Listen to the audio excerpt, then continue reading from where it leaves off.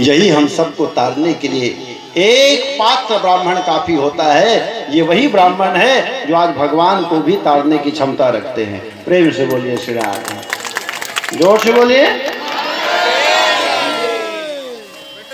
सुदामा ने झट कन्हैया से पूछा, कन्हैया एक बात बताओ, तुमने शादी करी? कन्हैया ने कहा हाँ किया ना। अच्छा तो कहाँ है भाभी? हाँ हाँ मैं मिलाता हूँ ना। अरे रुक्मणी इधर आओ, ये देखो ये जितने बैठे हैं ना, ये पूरा ये सब तुम्हारी भाभिया है। ये जितने बैठे हैं ना सुदामा, ये सब तुम्हारी 16,108 भाभिया है। सुदामा ने कहा बाप रे बाप, हम तो एक ही में हाँ परेशान हो गए, 16,108। कन्हैया ने कहा आहा सुदामा तुमने शादी कर लिया? हाँ हाँ किया ना। क्या नाम है भाभी का? बोले सुशीला। सुशीला नाम है। और सुनो, वैसे तो मैं तुम्हारे पास आना ही नहीं चाह रहा था द्वारकाधीश, लेकिन आज मैं आया हूँ। इसमें कारण कौन है जानते हो? तुम्हारी भाभी सुशीला, उसी ने मुझे तुम्हारे पास भेजा है। द्वारकाधीश ने कहा मेरी भाभी तेरा धन्यवाद, आज यदि तू नहीं कहती तो ये सुदामा का गरीबी दरिद्रता कभी दूर नहीं होता। बैठो सुदामा, बैठो बैठो, सिंहासन पर बैठो। अरे ओ रुक्मणी सुनो, सुदामा एक बात बताओ। सोचने लगे, अरे जिसके दरवाजे सोने के हैं, जिसके मकान सोने के हैं, जिसका हर चीज सोने का है, उस सोने के चक्रवर्ती सम्राट को मैं कनकी खिलाऊंगा, तांदुल खिलाऊंगा। छिपाने लगे। द्वारकाधीश ने कहा बताओ सुदामा मेरी भाभी ने क्या भेजा है? सुदामा ने छोड़ो कन्हैया, और कन्हैया सब घर में ठीक है, बाल बच्चे और भाभियां सब ठीक है ना? कन्हैया ने कहा सब ठीक है। कन्हैया बोले अरे रुक्मणी, ओ रुक्मणी, ओ 16,108 पटरानियों सुनो, ये सुदामा का आदत आज तक नहीं सुधरा है। सुदामा ने कहा कौन सी आदत? कौन सी आदत? द्वारकाधीश ने कहा अरे रुक्मणी जब हम बचपन में पढ़ते थे ना सांदीपनी के यहाँ, तो एक बार हमें गुरु माता ने लकड़ी लाने के लिए भेजा। सुदामा कहे बस पोल पट्टी खोल दिस रे आज। अरे छोड़ो ना द्वारकाधीश, तुम भी कहाँ पुरानी पुरानी बातों को याद रखते हो। द्वारकाधीश ने कहा फिर भाभी ने क्या भेजा है बताओ बताओ बताओ बताओ बताओ।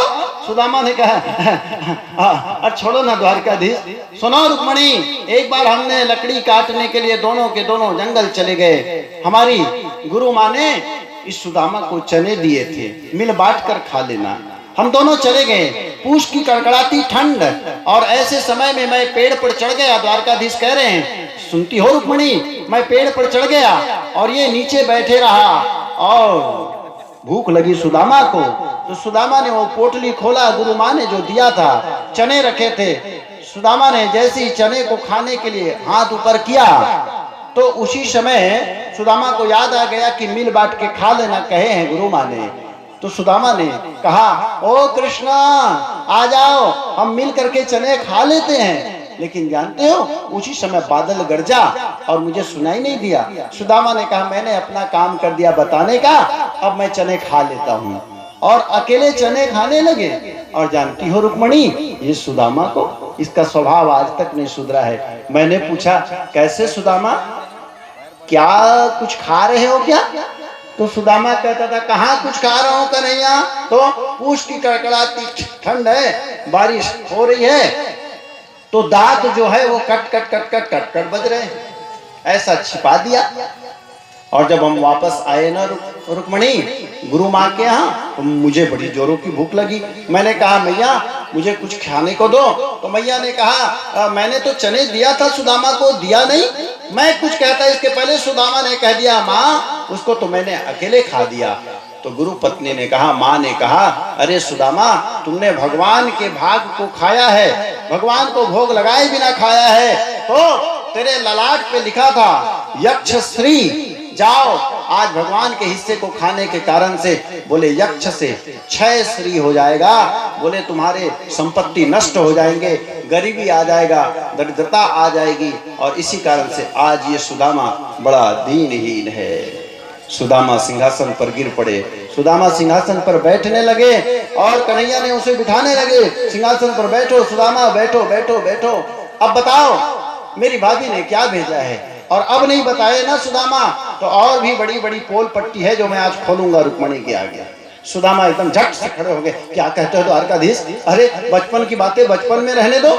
कृष्ण ने कहा मेरी भाभी ने क्या भेजा है बताओ, और ये क्या लटका के रखे हो, दिखाओ दिखाओ। छीना झपटी दोनों में होने लगी, और छीना झपटी होते होते होते आज भगवान के हाथों में इस गरीब के घर का वो अनाज लग गया हाथ में, और देखते ही देखते पूरे द्वारका के महल में तांदुल बिखर गए।